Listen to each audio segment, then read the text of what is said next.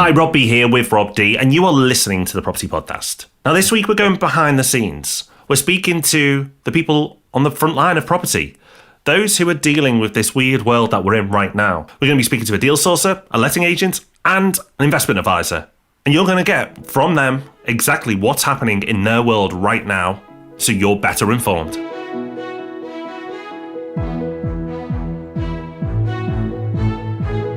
Welcome to the Property Podcast, where every Thursday property investors come to be informed and inspired. And let's be honest, we need a lot of both of those right now. We are in a fortunate position, though, that we do have access to people who are dealing with property investors at scale. So if you're looking at what's happening in your own portfolio or your own market, and wondering if it's normal, or you've encountered a situation and you want to know what other investors are doing, well, we've been talking to our team and we should be in a position to help in this episode. And make sure you stick around to the end, because in Hub Extra, we've got the perfect service to help take your mind off things a bit. So a couple of news stories for you now. And amazingly, we've got two positive news stories from property investors. I know, bonkers, right? You wouldn't think we could find one, but we found you two. So the first one is about mortgage holidays for buy-to-let investors, but specifically those who invest through limited companies. Yeah, so the story that we found is from Mortgage Strategy, and it's confirming that mortgage holidays can be claimed not just by investors who have bought as individuals, but also those who've bought through limited companies. That's actually always been the case. The policy's never been any different, but there were lots of rumours swirling around and misinformation that limited companies would not be eligible. And we've had at least a couple of investors getting in touch saying that they've heard that it doesn't apply to them. So very much worth highlighting this story to say that if you do need a mortgage holiday, it is available if you invest through a company, so you can speak to your lender about that. And as we've said every time when we've talked about this, do speak to your lender, don't just stop paying. The second bit of good news is around the length of mortgage offers. So at the moment, there are some people who have exchanged on a property but are not going to be able to complete for logistical reasons because of all the restrictions that are in place. And this could have caused big problems for someone who's coming towards the end of their mortgage offer and was risking it expiring before they were able to complete and not even knowing when they'd be able to complete. Well, all lenders have got together and they've agreed to extend mortgage offers by 3 months. So if you are in that position where you've exchanged but you don't know when you'll be able to complete, you've now got another 3 months. And presumably, if things do drag on even longer, which we very much hope they won't, that will be extended again because lenders don't want all these purchases falling through. So as you said, Rob, not a lot of good news around at the moment, but we managed to find some. Just before we get into the main section of the podcast, a little heads up. At the moment, people have got a bit of downtime. You know what? If you want to switch off during that period, if the best you can, then fair play. But for a lot of people, they will want to better themselves and actually think, you know what? I want to become a stronger property investor when this is all done. I want to be in a better position. And one of the things you could be doing is topping up on your knowledge. So it's just a reminder that the Property Hub has got you covered. There's loads and loads and loads of content on there, including a load of free courses that you can take advantage of. All of this stuff is free, including the YouTube channel. So go in, have a deep dive. There's lots that you can be taking advantage of. Go to the section that says free education and enjoy. There's no catches, just loads and loads of content that we've put out. And it's not free now. We're not doing a special offer because of the coronavirus. It always has been and always will be. If you've been listening to the Property Podcast for a while, you'll know this already, but a surprising number of people don't. We have got more going on than just a podcast. You've got all the educational stuff, so we've got the website, the magazine, the YouTube channel, all the social stuff, but we've also got some businesses behind the scenes as well, which we tend not to talk about too much on the podcast, but they are there and they're quite substantial in size. We help investors build portfolios and give them investment advice. We do lettings and management. We do tax and accountancy. So we're covering a lot of ground. And as a result, we've got people within our team who've got insights into all different parts of the property industry. So with everything that's going on with the coronavirus, the property market is all over the place and people are trying to make sense of it. So we thought it's a great opportunity for you to hear about what's going on behind the scenes. Not necessarily our business, but actually what's happening in the industry. So today we're going to hear from someone in lettings, we're going to hear from a deal sourcer and an investment advisor. And first up, we've got Jess, who heads up our lettings business. My title is Lettings Operations Manager. I head up the lettings and property management team here at the Property Hub. Before coronavirus hit, I'm sure you weren't exactly sitting around twiddling your thumbs. It was always a really busy team and lots going on. But what was life like back then, if you can remember back then before coronavirus was a part of our lives? Yeah, really busy. Obviously, the Let's department is quite a dynamic department in that we're very reactive off current market situations and legislational changes. So no day is the same, and we're continuously adapting our processes in line with legislational changes anyway. And that has obviously changed massively since coronavirus, and adapting in line with that. You were pretty busy anyway. The world went mad. Then what's it like now? What's the last couple of weeks been like? Yeah, it's been really tough. I guess I spend a lot of my evenings following the government announcements, making sure that we're changing the processes daily in line with the legislations that are changing. There's been quite a lot of emergency legislations that have been put in place to support tenants and landlords throughout these really unprecedented times. And from that, we've had to adapt so many of our internal policies to make sure that we're following guidelines and keeping safe our tenants, clients, contractors, and people that we're engaging contact with on a daily basis. The day-to-day must have changed pretty fundamentally because you can't actually show properties, right? Which is kind of a major part of what you do. Yeah, so on the 23rd, when the announcement was hit that obviously travel would be significantly reduced and we could only travel for work in completely essential situations. So we immediately stopped our viewings. We did foresee that it was going to come, and we were quite proactive in that, and we've managed to take a lot of videos of vacant properties that we currently have to try and keep things ticking over. But alongside that, Arla and a number of the property organisations had dictated that we could continue with current move-ins and check-outs, but we had to completely adapt our processes, so we had a zero contact policy. I've been doing a lot of risk assessments daily to make sure that the staff are all completely safe, that are out doing any kind of interactions with people, and also that protects tenants that are in properties as well. But ultimately, as long as we follow the zero contact policy, then we should be fine from that angle. What kind of conversations are you and your team having with landlords? Because this is a lot for them to take on as well. Yeah, I think we have been hit by a lot of questions because for everyone, it's very uncertain times. So a lot of the clients obviously come to us to look for reassurance that we're managing things effectively and that the tenants are okay in the properties. A lot of people have been concerned, they're concerned about the tenants that they're in situ, that they're under a lot of pressure if they may or may not have lost their jobs. So we've been having a lot of questions surrounding that.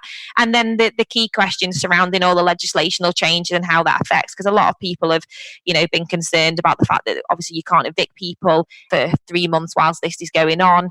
And that obviously will affect them if the tenants stop paying rent. But to us, it's just, as always, the key to success is communication. And we're finding if we communicate really well with the tenants and we're communicating back with the landlords, that we're trying to keep all parties as calm and as happy as possible whilst giving them all the updates that they need in line with kind of government guidelines and legislational changes. What about on the tenant side? Have you had many tenants proactively getting in touch, either to say that they're worried or they need help or just to find out what's going on? The biggest hit to us have been the pipeline of new applications that we had going through. So we obviously have a pipeline of properties that have either finished the referencing process and are set to move in, or there's people that are in that process that have only newly or recently taken a property. A lot of those lets have fallen through for obvious reasons because it's such uncertain times. People are obviously revoking the notices where they currently are and staying put for the time being, or if they were moving out of family homes or moving in with partners, they decided to stay put because of the uncertainty around so many people's jobs and how this is going to affect, I guess, the economy as a whole. People are very nervous, and the last thing they need is the pressure of moving house at this time. So we have found that it hit hard in that section of the business. And then separate to that, we've had a lot of conversations, and the team have fed back when we have our morning calls. They fed back a lot of conversations we've had of tenants in difficult situations, and they're predominantly people that have worked in hospitality or on 0 hours contracts or worked at airports. Areas like that have been hit the hardest, and we do have a lot of tenants that work in those sectors that have contacted us to advise that unfortunately they've either been let go or that there's no work there for them if they're on 0 hours contracts. So yeah, difficult time for tenants that are struggling with that side of things. I don't know if it's the same from what you're seeing, but from the emails I've got, it seems like for the most part, landlords have been pretty understanding about the situation. Yeah, absolutely. I mean, it's hard for them not to be, because that is why that emergency legislation was put in place. There's very little they can do. And kind of our process system is, whilst I understand this puts landlords under pressure, the government have tried to counteract that with giving landlords breaks in their mortgages, which takes the pressure off them. If the tenants don't pay them and they don't have to pay the mortgage, mortgage, then it makes it easier for all parties involved. Our key thing to this now is that if we're as accommodation as supportive as possible as we can be to both the client and the tenant, that the relationship when we get out of this will hopefully improve going forward.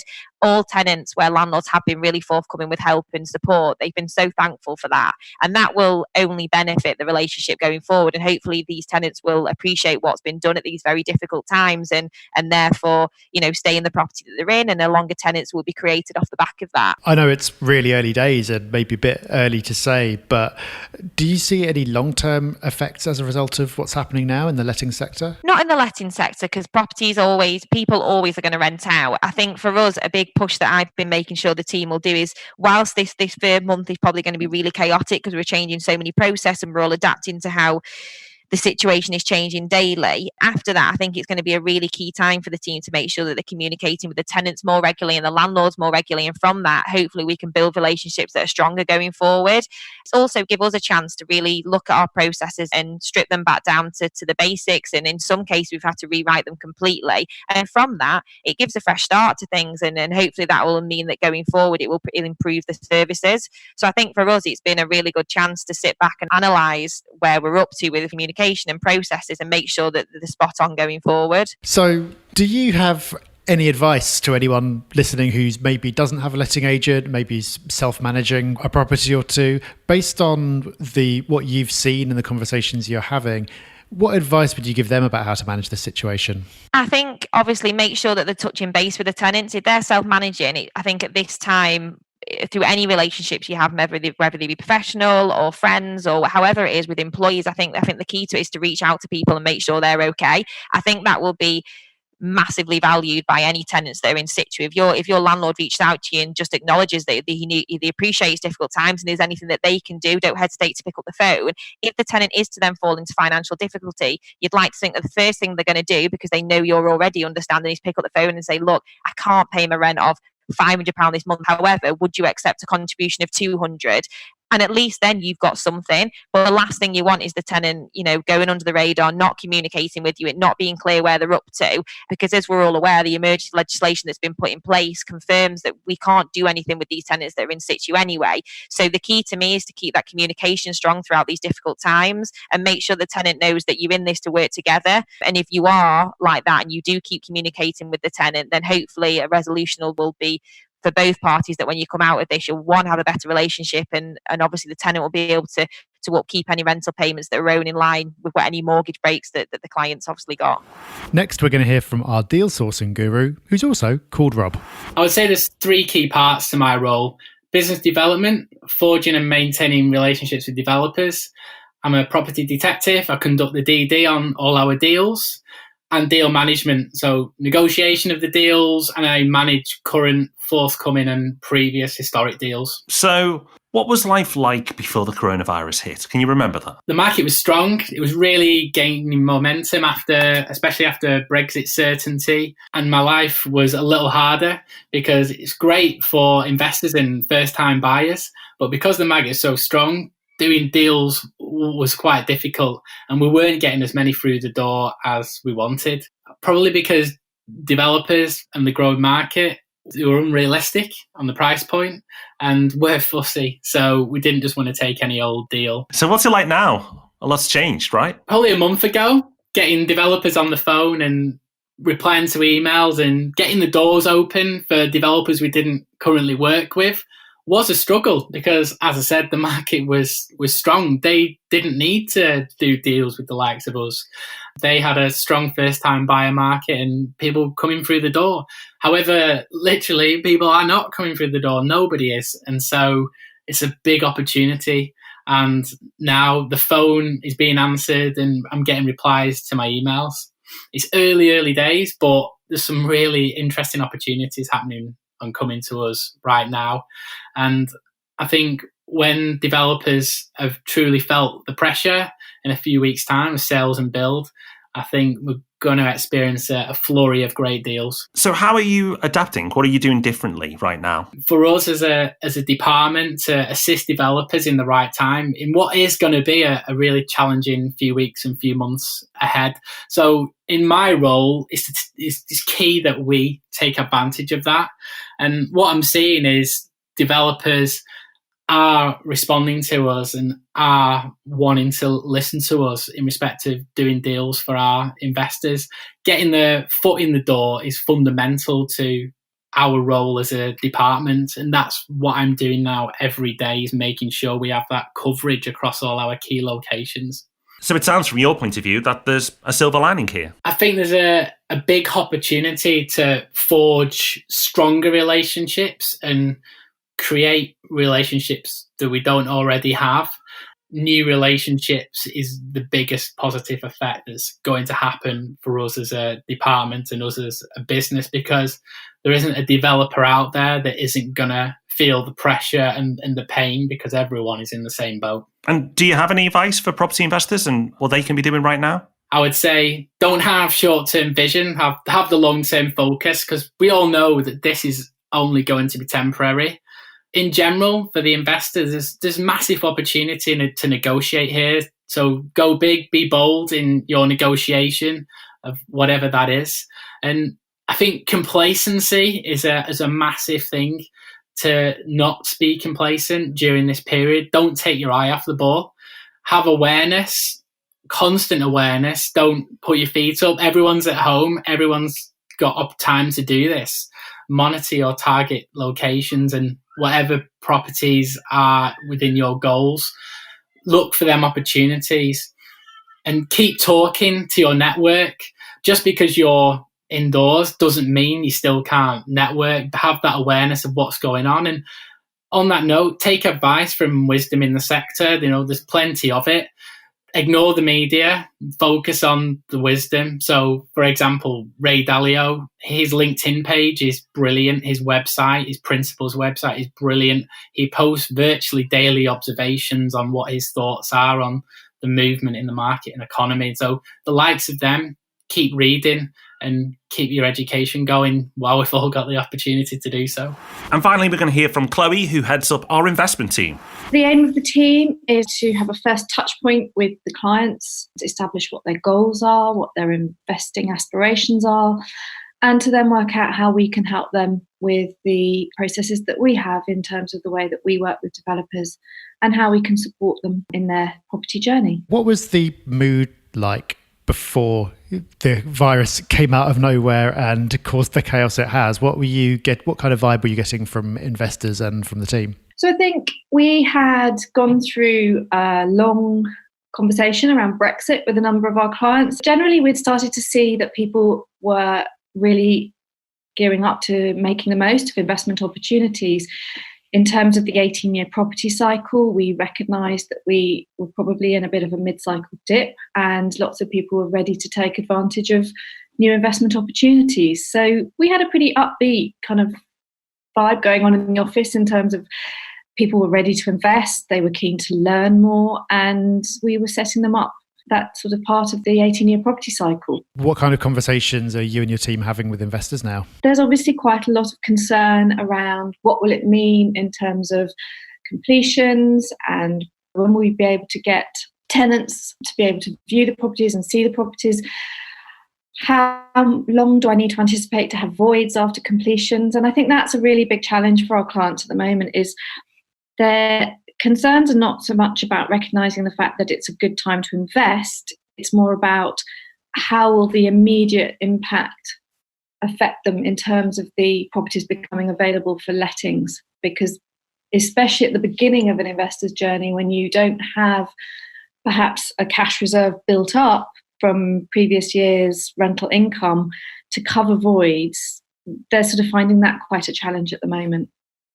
And of course, the market is changing all the time, with the market focus around sort of mortgage offers and the lender's approach to having to transition to home working. And we're seeing that as quite a challenge at the moment. Are there any differences between maybe investors who are newer and just speaking to us for the first time versus those who've been investing for a while? I think it really depends on how long they've been listening to the podcast and how really new they are to investing. So some people have been about it and spending the last few weeks and months educating themselves. And so actually, if they're really ready to invest, they are coming to us and they are keen to invest. We've got a large proportion of experienced investors who recognise the opportunities, but perhaps are in the process of hoping to refinance properties at the moment. So whilst the funds aren't immediately available, they're sort of getting themselves ready to take advantage. And then we've got a number of people who have listened to the podcast for a long time. When we talk to them, we've had strategy meetings or even review meetings with them, they've talked very much about the principles of taking advantage of opportunities as and when they arise. And yet a little bit like when we first had a lot of uncertainty around Brexit, they're now saying, oh, but I want to wait and see. And that's the difference, is the investors that really do want to take advantage of the opportunities and those that are just feeling a little bit nervous at the moment. How is your team adapting what they do, apart from the obvious of doing it from home now? Again, we're having a daily update so that we can review anything that's been reported on in terms of government updates. And we are also in close contact with our care team so that we are getting regular updates in terms of the lenders' view of the world at the moment. So, that's changing on a daily basis. It's very important for us, for the investors that are currently going through the process, that we can support them and make sure that we're giving them the best information that we have at a particular point in time, recognising that that will change quite regularly. So we are working very closely as a team in perhaps a slightly different way, in that we're having to focus a lot more on communicating on a regular basis on updates that in the past might not have happened, hour by hour, day by day. It would have been a weekly update. So the change really has been about focusing very much on information that we can share and we can use and help our clients with at any particular point in time. As things are at the moment, do you see any long-term changes as a result of everything that's happening? I mean, the mortgage market is a fascinating market at the best of times, responding to interest rates and the way that clients are being dealt with. The surveyors, it'll be interesting to see whether they're prepared to change some of their policies. One of the challenges we've got at the moment is that desktop valuations are rarely done if there's, anything over and above a 60% loan to value. So whether that might change in the short term, it would be interesting and useful. If it could change in the long term, again, that might improve some of the ways that we can speed up the efficiency in some of the processes. It'll be very much a conversation to be had with some of our third-party suppliers and the people that we work with to see if there are efficiencies to be had in the long term. So you're speaking to investors who are all over the place in terms of their experience and where they are now and their attitude to all this kind of thing.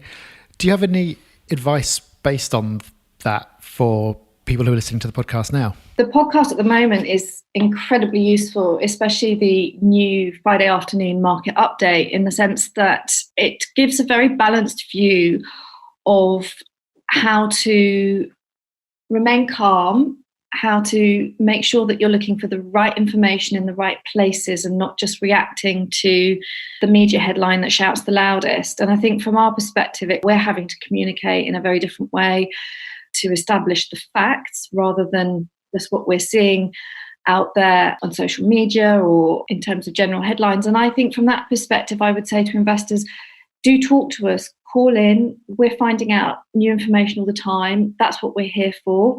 And it's a great opportunity for us to be able to share that with you. And if we do have new information, we're again sharing that with the team. We're also highlighting the questions and the queries that we most often have to you and Rob, so that we can then think about how we can, share that information across on the podcast in a different way as well. So I think the more people, if they find they have the time and they're interested, then we'd love to talk to them because we can share a lot of information. Also, we can learn from them as well in terms of what their concerns are and where they think we can help them. So, Rob, 3 different parts of the industry, but it reveals so much about what's happening. I mean, every day it's changing. Yeah, you can tell that Jess is working flat out just to keep on top of everything that's going on and trying to pass that information on to both landlords and tenants. She made the point about communication, which is where so many in lettings fall down. But right now, it's clearly more important than ever because there's such a need for information. There's so much misinformation out there and it's all changing so fast. So it's been quite a couple of weeks for the lettings team, and the sourcing team haven't exactly been slacking either. No, they've had to change. Their world is very different, but not necessarily for the worst. Like, a lot of people in this situation aren't going to be in a great place, but the sourcing team are probably in a better place now than they were a month ago, which is weird to say because you'd be forgiven for thinking that it's all downside at the moment for everyone in the world, but it's not. You know, while some people are unfortunately suffering, there are parts of businesses or whole businesses that are doing well, and the sourcing team can take advantage of this, and that's what Rob is definitely doing with the rest of the team there. And as we heard from Chloe on the investment side, so much going on there as well, again, around things changing and the need for information.